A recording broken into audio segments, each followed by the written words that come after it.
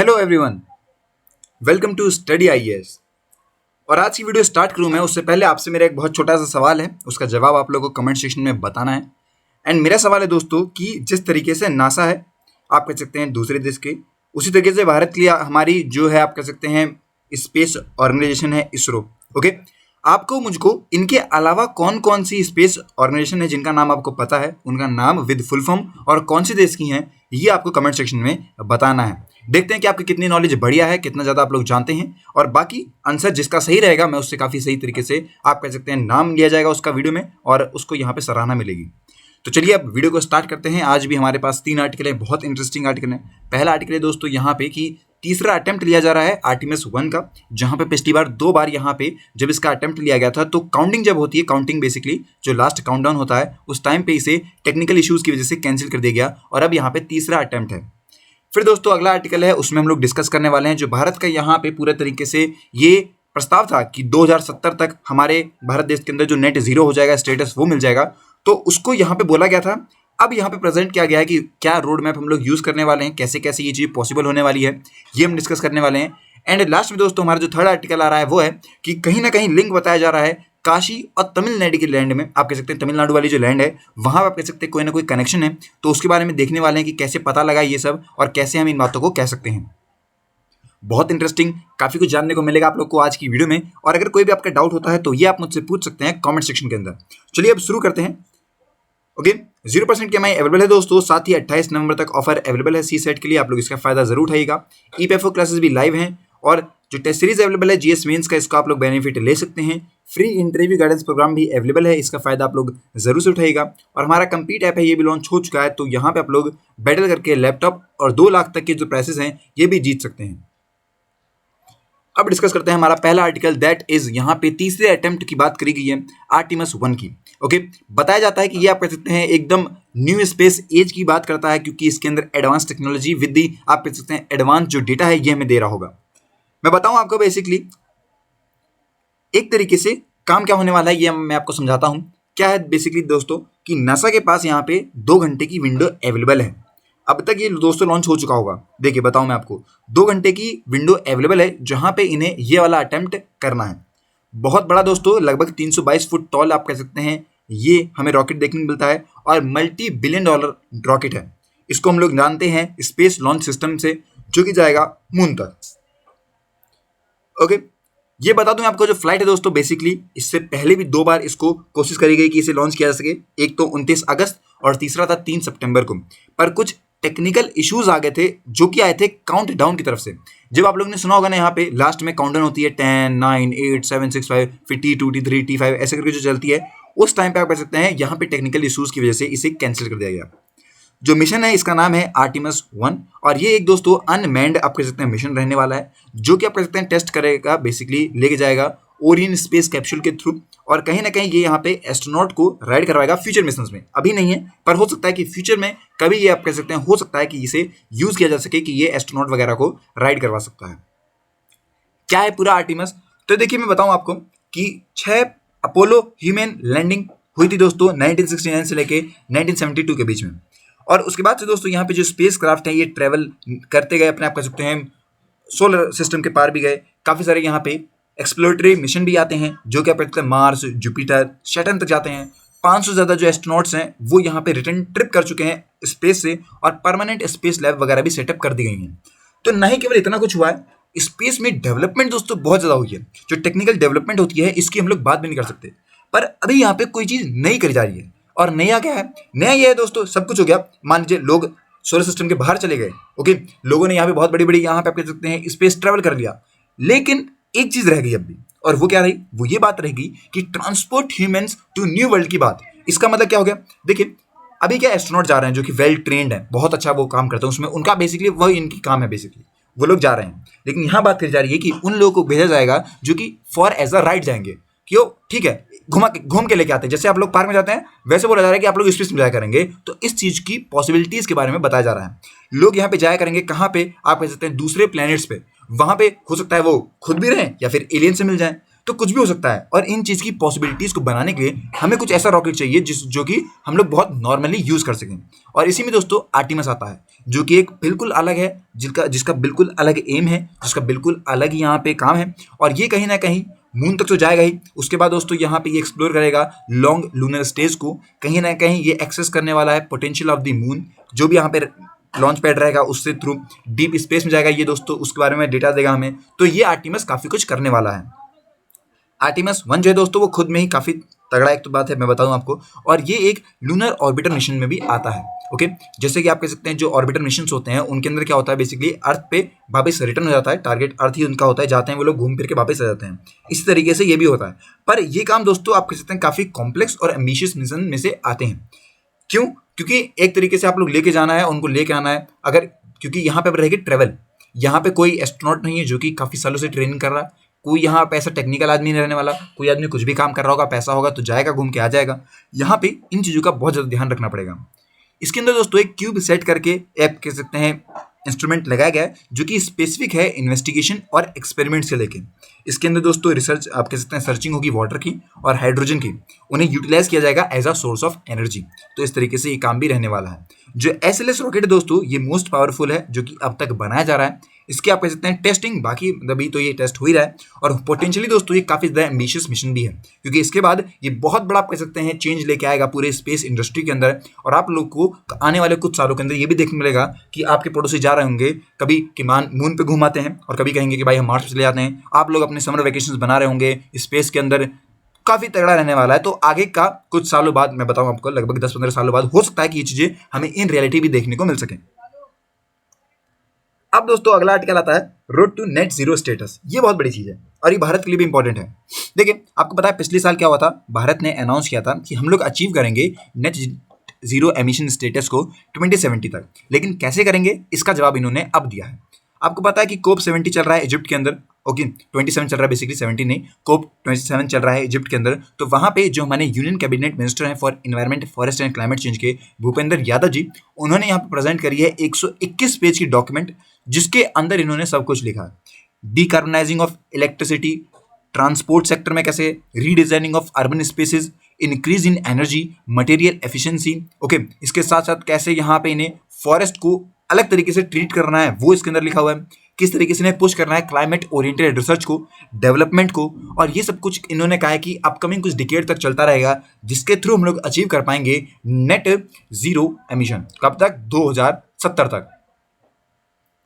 अब कॉन्टेस्ट क्या है, देखिए अंडर 2015 का जो पेरिस एग्रीमेंट हुआ था वहां पे कंट्रीज आई थी और वहां पे सारी कंट्रीज ने अपना प्रिपेयर और सबमिट करे थे दो तरीके के क्लाइमेट एक्शन प्लान। पहला था शॉर्ट टर्म जो कि उन्हें बहुत जल्दी करना है, और दूसरा था लॉन्ग टर्म जो कि कुछ सालों बाद रहने वाला है। शॉर्ट टर्म जो क्लाइमेट एक्शन प्लान आए थे दोस्तों उनको कहा जाता है नेशनली डिटरमाइंड कंट्रीब्यूशन, NDC। आपको ये बात ध्यान रखनी है। और इसे सबमिट किया जाता है हर 5 साल के अंदर। मतलब कि आप कह सकते हैं अब तक ये 3 बार सबमिट कर दिया गया होगा। ओके, अब मैं बताऊं आपको बेसिकली, और ये रहते भी हैं 5 से 10 सालों के लिए, इससे ज़्यादा कि इनकी वैलिडिटी भी नहीं रहती है कि अगले 5 से 10 सालों में आप लोग क्या करने वाले हैं ये आप बताइए। तो ये रहने वाला है। जो डेवलप्ड कंट्रीज हैं वो NDC को यहाँ पे इंक्लूड करती हैं काफ़ी स्पेसिफिक जो एमिशन रिडक्शन टारगेट है उसको लेके फॉर द ईयर 2030। और इसके बाद दोस्तों ये लोग अपने आप कह सकते हैं टाइम पे प्रोग्रेशन भी दिखाती रहती है कि प्रोग्रेस कितनी हुई है अभी तक। एक बार क्या होता है अपना प्लान बता दिया इन्होंने कि हम लोग ये करने वाले हैं ऐसे ऐसे ऐसे, और जो भी बता दिया इन्होंने अपनी पूरी लिस्ट दे दी, और बीच बीच में ये लोग दिखाते रहते हैं कि हाँ ये हम लोग का प्रोग्रेस चल रहा है। इंडियन दोस्तों प्रॉमिस किए थे 3 मेन टारगेट फॉर 2030। पहला टारगेट हमारा ये था कि हम लोग 45% रिडक्शन कर देंगे एमिशन इंटेंसिटी में। ओके, आप कह सकते हैं जो 2005 के लेवल है उसके कंपैरिजन में हम लोग ने 45% रिडक्शन की बात करी। दूसरा हम बोलते हैं 50% जो शेयर है रिन्यूएबल इलेक्ट्रिसिटी जनरेशन का, इसको करने वाले हैं। और तीसरी बात ये थी हमारी कि हम लोग क्रिएट करेंगे 2.5 से लेके 3 बिलियन टन का additional carbon sink through forest. मतलब कि कैसे कार्बन सिंक का मतलब क्या हो गया कि हम लोग फॉरेस्ट की मदद से इतना सारा जो कार्बन है ये रिड्यूस कर रहे होंगे बेसिकली। ये हमारे 3 एम थे 2030 वाले के लिए। ओके, पेरिस एग्रीमेंट में दोस्तों यहाँ पे कंट्री से ये भी कहा गया था कि आप लोगों को लॉन्ग टर्म प्लान्स भी बताने हैं, अपनी स्ट्रेटेजीज बतानी है कि आप लोग किस तरीके से रिड्यूस करेंगे एमिशन को। अब इसके लिए कोई पर्टिकुलर टाइम नहीं दिया गया कि आप लोग लॉन्ग टर्म में 15 साल का बता सकते हैं, 20 साल का बता सकते हैं, कितने साल का बता सकते हैं। ओके, तो यहाँ पे क्या था कि आप लोग जनरली अंडरस्टूड करते हैं कि कंट्रीज किस तरीके से काम करती है, और जो यहाँ पे आप कह सकते हैं काम रहने वाला है उसको टारगेट लिया गया था। काफ़ी सारी कंट्रीज ऐसी थी जिन्होंने मिडिल ऑफ द सेंचुरी मतलब कि 250 का टारगेट दिया था और उस हिसाब से काम करा उन्होंने। ओके। अभी लास्ट ईयर जब दोस्तों यहाँ पे क्लाइमेट चेंज कॉन्फ्रेंस हुई थी ग्लासगो के अंदर, तब कंट्रीज ने अनाउंस करा था अपना टारगेट फॉर अचीविंग नेट आप कह सकते हैं जीरो स्टेटस। और इसी में दोस्तों जो मोस्ट डेवलप्ड कंट्रीज थी इन्होंने उसे 2050 रखा था।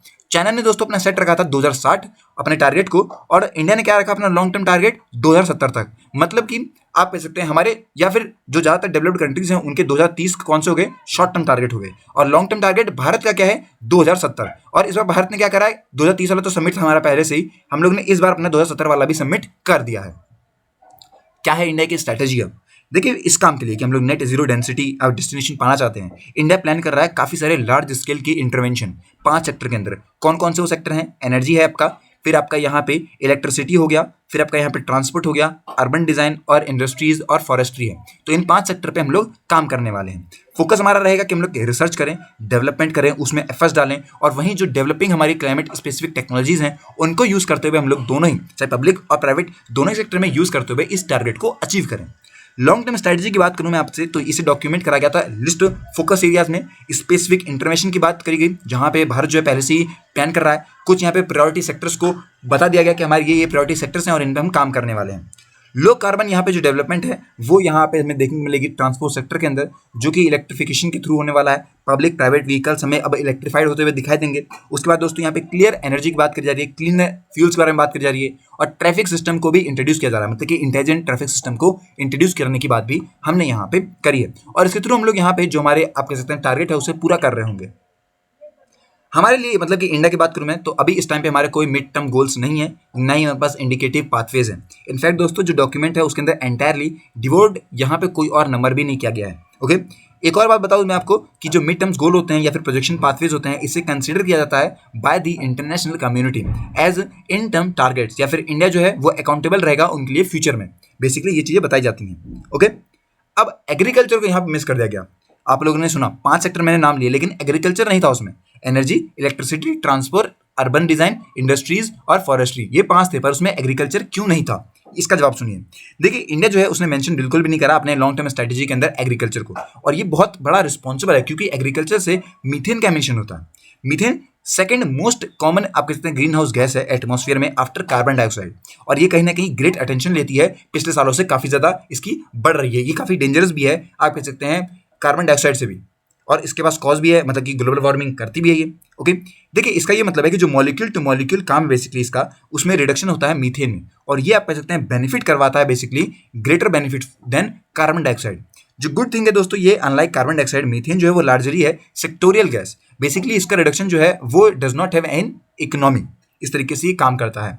और जो मीथेन का एमिशन है दोस्तों, ये आप कह सकते हैं काफ़ी सेंसिटिव इशू है इंडिया के लिए, क्योंकि हमारे लिए यहाँ पे आप कह सकते हैं मेजर कंट्रीब्यूशन होता है एग्रीकल्चर से ही। पैडी क्रॉप्स वगैरह हो गई, स्टैंडिंग हो गया, इन सब में दिक्कत होती है। और अगर आप कह सकते हैं हमारे लिए यहाँ पे जो एग्रीकल्चर है ये इंडिया के लिए तो इंपॉर्टेंट है ही। हमने यहाँ पे इसलिए इस चीज़ को छोड़ा थोड़ा सा। वर्ल्ड की मतलब पूरी दुनिया की लार्जेस्ट पॉपुलेशन है भारत के अंदर, और हमारी पॉपुलेशन में से ज़्यादातर लोग यहाँ पे आप कह सकते हैं एग्रीकल्चर पर डिपेंडेंट भी है। तो हम लोगों ने आप कह सकते हैं इसलिए वहाँ पर मिस किया बेसिकली कुछ चीज़ों को।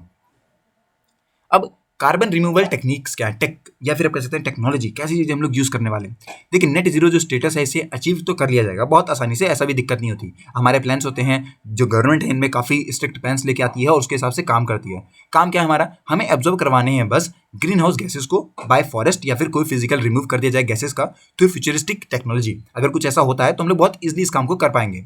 अगर एमिशन रिड्यूस होता है दोस्तों सिग्निफिकेंटली, तो ये कहीं ना कहीं लेके आ जाएगा। मतलब अगर मैं बताऊं आपको, बहुत जल्दी ये कम होता है, कम हुआ एमिशन, लेकिन जीरो तक नहीं लेके आ पाया तो दिक्कत आ जाएगी हमें। तो इस चीज़ को बैलेंस करने के लिए हमें कहीं ना कहीं यूज़ करनी पड़ेगी आप कह सकते हैं कार्बन कैप्चर और आप कह सकते हैं स्टोरेज टेक्नोलॉजी जैसी चीज़ों को, जो कि काफ़ी अनवाइबल हमें देखने को मिलती है। दुनिया यूज़ कर रही है तो हमें भी यूज़ करना पड़ेगा, ऑब्वियस चीज़ है। इंडिया लॉन्ग टर्म स्ट्रेटजी के बारे में बोलता है जहाँ पे वो टेक्नोलॉजीज को यूज़ कर रहा है, लेकिन यहाँ पे आप कह सकते हैं हमारा इतना ज़्यादा डिपेंडेंट नहीं टेक्नोलॉजीज पे। हमारे कुछ नए सेक्टर्स हैं, वहाँ पे एक्सप्लोर की बात करी जा रही है कि हम लोग नए तरीके ढूंढ रहे हैं कि हम लोग किन चीज़ों बेसिस पे यहाँ पे टेक्नोलॉजी को यूज़ कर सकते हैं कि हम लोग इस टारगेट को अचीव कर सकें। बाय 2070 दोस्तों मैं बताऊँ कि जो एमिशन है ये कहीं ना कहीं नेट जीरो पे आ जाएगा, और इंडिया हेविली रिलायंट रहने वाला है CCS पे। नेगेटिव यहाँ पे एमिशन टेक्नोलॉजीज की बात आती है, हम लोग उसके थ्रू यहाँ पे अचीव कर पाएंगे गोल्स वगैरह को। और ऑफसेट आता है चैलेंज आप कह सकते हैं एमिशंस का from challenging and hard to abate sectors पे। एक तरीके से मैं बताऊं आपको, हमारे लिए है चैलेंजिंग, ये चीज़ें भी ईजी है। चैलेंजिंग किस बात पे मैं कह रहा हूँ आपसे, चैलेंजिंग इस तरीके से है कि अगर हम लोग यहाँ पे बहुत ज़्यादा रिलाइट हो जाते हैं कार्बन एमिशन पे, या फिर हमारी चीज़ें ऐसी हो जाती हैं कि हम कोई ऐसी टेक्नोलॉजी पे डिपेंडेंट हो जाते हैं, तो वो हमारे लिए बहुत चैलेंजिंग हो जाएगा बेसिकली। अब रिसर्च और डेवलपमेंट में भारत क्या कहता है, इंडिया ने दोस्तों आइडेंटिफाई करा काफ़ी सारे क्लाइमेट स्पेसिफिक टेक्नोलॉजीज को, जैसे कि इन CCS, बायोफ्यूल्स हो गया, स्मार्ट ग्रिड्स हो गया, सोलर फोटोवोल्ट आप कह सकते हैं, वोल्टिक्स हो गया, एनर्जी स्टोरेज हो गया। ये सब हमारे काम है और ये सब मदद भी करेंगे हमें कहीं ना कहीं हमें नेट जीरो एमिशन के लिए, और ये बहुत बड़ी बात भी है हमारे लिए। ये लोग दोस्तों यहाँ पे प्रोवाइड करने वाले हैं अपने नॉन एग्जॉस्टिव लिस्ट टेक्नोलॉजीज को, जो कि रिक्वायर रहेगी जहाँ पे हमें इंटरनेशनल सपोर्ट की भी जरूरत पड़ेगी इस पूरे काम को करने के लिए।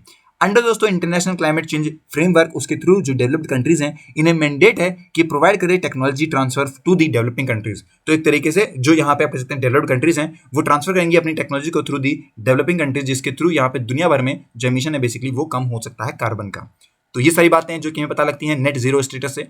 121 पेज का है, पूरा तो नहीं बताया मैंने आपको, पर हाँ काफी कुछ जो इंपॉर्टेंट पॉइंट थे जो जानना जरूरी था बेसिकली वो मैंने आपको बता दिया है। अगला आर्टिकल आता है दोस्तों कि यहाँ पे काशी और तमिल इन दोनों का लिंक बताया जा रहा है। देखिए आपको बता दूं मैं कि लेजेंड्स आते हैं किंग पराक्रम पांड्या, जो कि रूल करते हैं रीजन को around the Madurai 15th century के अंदर। उन्होंने कई सारे टेंपल बिल्ड करे लॉर्ड शिवाजी के, और क्यों क्यों ये ट्रैवल कर रहे थे बेसिकली आप कह सकते हैं काशी से, मतलब काशी गए थे बेसिकली टू ब्रिंग बैक अ लिंगम। तो ये वहां से काशी से लेके आए थे यहाँ पे। जो प्रकार आप कह सकते हैं पराक्रम पांड्या हैं वो ये मानते हैं कि जो उनके मतलब उन्हें लॉर्ड विश मतलब भगवान से विश मिली है। साथ ही उन्होंने इंस्टॉल करा अपना लिंगम उस प्लेस पे जिसका नाम आप कह सकते हैं दिया जाता है शिव काशी। ओके, डिवोट्स आते हैं दोस्तों यहाँ पे काफी सारे वो कुड नॉट विजिट काशी, जो नहीं जा सकते हैं काशी पे बेसिकली वो आते थे कहाँ पे, जो पांड्या का बनाया हुआ काशी विश्वनाथर टेम्पल जो है दोस्तों, जिससे हम लोगों ने अभी इस टाइम पे आप कह सकते हैं तेनकाशी इन साउथ वेस्ट तमिलनाडु के अंदर है, उस जगह पे हमें देखने को मिलता है। तो वो लोग यहाँ पे विजिट करते हैं। ओके, समझ में आ गया कि किस तरीके से ये कॉन्सेप्ट है, कैसा कनेक्शन है। कनेक्शन दोस्तों काशी और तमिल रीजन से काफ़ी डीप और पुराना भी है। हम लोग अगर बात करें इसके बारे में तो काफ़ी आप कह सकते हैं जब यहाँ पे अदिवीर राम पांड्यन जो यहाँ पे आप कह सकते हैं आए थे, वो आप कह सकते हैं काशी से, तब उन्होंने यहाँ पे कंस्ट्रक्ट करा था अपना Shiva temple in Tenkasi 19th century के अंदर, और उसके बाद से हमें यहाँ पे इंटरलेशन देखने को मिलता है। यहाँ पे संत कुमारा गुरुपारा जो आते हैं वो आते हैं फ्रॉम दी थुथकुडी डिस्ट्रिक्ट, और ये नेगोशिएट करते हैं प्रिंसली स्टेट के साथ of Kashi to get place for the आप कहते हैं consecration of the Kedar Ghat. And यहाँ पे बता दूं मैं आपको बेसिकली ये आप कह सकते हैं विश्व वरलिंगम इन वाराणसी जो है यहाँ पे भी आते हैं। ये दोनों यहाँ पे कंपोज करते हैं काशी कलम बगम से लेके, जो कि कलेक्शन है पूरे ग्रामर पोएम्स का काशी का। ओके, उनको भी ये आप कह सकते हैं बात करते हैं उनसे, और उनको भी कंपोज करने की बात करते हैं। 2400 यहाँ पे लोग थे बेसिकली, बताऊँ आपको फ्रॉम तमिलनाडु, जो कि आप कह सकते हैं लाए गए थे to Varanasi in groups to visit दोस्तों लास्ट 8 डेज में, जहाँ पे के अंदर जिसके अंदर इंक्लूड थे दोस्तों काफ़ी सारे immersive local experience trip to Ayodhya and Prayagraj. जो बॉर्डर ऑब्जेक्टिव है दोस्तों वो लेके आता है 2 नॉलेज, कल्चर ट्रेडिशंस अलग अलग बिल्कुल काफ़ी क्लोज हैं, क्रिएट करता है दोस्तों एक understanding of our shared heritage, और काफ़ी ज़्यादा यहाँ पे डीपन है people to people bond between the regions. ये दोस्तों कहीं ना कहीं सिंक करता है हमारे नेशनल एजुकेशन पॉलिसी 2020 से रिलेटेड, एम्फसाइज करता है कि नर्चरिंग करे जा सके generation that is modern in sync with the 21st century mindset. तो इस तरीके से हमारा काम है कि हम लोग दोनों ही कल्चर को लेते हुए कि एडवांस, क्योंकि 21st सेंचुरी में जो जनरेशन है उसका और जो हमारी ओल्ड हिस्ट्री है बेसिकली उसके कहीं ना कहीं कनेक्शन की बात करी जा रही है। Connection between two centers दोस्तों of knowledge Kashi and Kanchi is evident in a similar theme in literature, और कहीं ना कहीं प्रेजेंस है दोस्तों नाम Kashi in every village in Tamil Nadu. तो ये बहुत बड़ी बात है हमारे लिए। काशीनाथ जो है काफ़ी पॉपुलर नेम है आप कह सकते हैं तमिलनाडु के अंदर। काशी विश्वनाथन जो टेम्पल है दोस्तों तनकाशी के अंदर, उसके अंदर हंड्रेड्स ऑफ शिवा टेम्पल्स हैं तमिलनाडु में। उसके बाद दोस्तों नाम भी उनका यहाँ पे काशी से ही दिया गया। यहाँ बता दूंगी 18 of them in the area around Chennai, तो चेन्नई के आसपास ही कम से कम 18 हैं यहाँ पे। जो लोग यहाँ पे कह सकते हैं रामेश्वरम से आते हैं उनका काफ़ी ज़्यादा यहाँ पे कह सकते हैं कोटि तीर्थ टेम्पल में होती है बेसिकली उनकी, तो वो पहले काशी विजिट करते हैं फॉर दर्शन, और उसके बाद यहाँ पे आप कह सकते हैं वो गंगा की तरफ आते हैं। ओके, और काशी से बेसिकली वो लेके भी आते हैं, फिर रामेश्वरम टेम्पल में जाते हैं। इस तरीके से दोस्तों इनका रहता है 6 महीने का दोस्तों ये पूरा ट्रैवल रहता है। तो लोग यहाँ पे हर साल यहाँ पे लोग अपनी श्रद्धा को दिखाते हुए इस ट्रैवल को भी करते हैं। इसके बाद दोस्तों यहाँ पे कनेक्शन जो बिटवीन ट्रेडर्स है, क्योंकि यहाँ पे डील करते हैं silk saris textiles from Banaras और कांचीपुरम। आप लोगों ने बहुत सुना होगा इनके आर्किटेक्चर, जो यहाँ पे कलनरी है, ये आप कह सकते हैं कहीं ना कहीं हमें अलग अलग तरीके के कनेक्शंस दिखाते हैं कि काशी आपका जो यहाँ पे वाराणसी हो गया इसका, और जो तमिलनाडु है बेसिकली वहाँ पे जो आप कह सकते हैं तनकाशी वाली जगह हो गई, उन पे इनका कहीं ना कहीं कनेक्शन है, और ये बहुत पुराना कनेक्शन है बेसिकली। ओके, तो आई होप कि आपको समझ में आया होगा कि किस तरीके से ये कनेक्शन हमें मिले हैं, और ये सारी बातें आपको पता होनी चाहिए कि आखिर इंडिया के हर एक भाग में यहाँ पे आप कह सकते हैं आपको इंटर रिलेशन जरूर देखने को मिलेगा। ओके, तो तो यही थी दोस्तों आज की वीडियो। आई होप कि आपको मजा आया होगा, आपको काफी कुछ सीखने को भी मिला होगा। आज की वीडियो के लिए इतना ही, मिलते हैं नेक्स्ट वीडियो में, तब तक के लिए have a nice day and take care.